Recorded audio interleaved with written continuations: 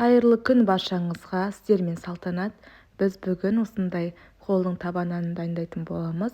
Оған алдымен жылы су, жылы сүтті қосып, қант қосып, құрғақ ашытқы және ұн қосып, яғни бір ас қасық ұн ғана қосасыздар, жақсылап араластырып аламыз. Барлығын жақсылап араластырғаннан кейін 15 минутқа көтерілуге қоямыз. 15 минуттан кейін біздің тестіміз осындай реакция беріп көтерілетін болады. Тұзды ұнға қосамыз және осылай електен өткіземіз. Және қасықпен араластырамыз.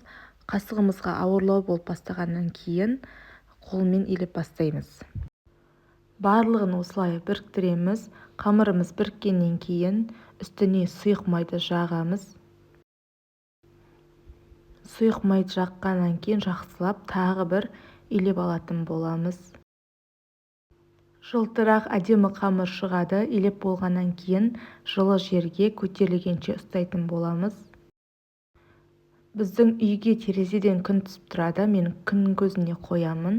Сол кезде тез көтерілетін болады. Осылай көтеріліп алғаннан кейін табамызды алдын ала пешке салып қыздырып аламыз да осындай май жағып алатын боламыз. Содан кейін қамырды салып, қолымызбен басып жібереміз. 15 минутқа көтерілгенше тағы да ұстайтын боламыз. Осылай бетін жауып қоюға болады.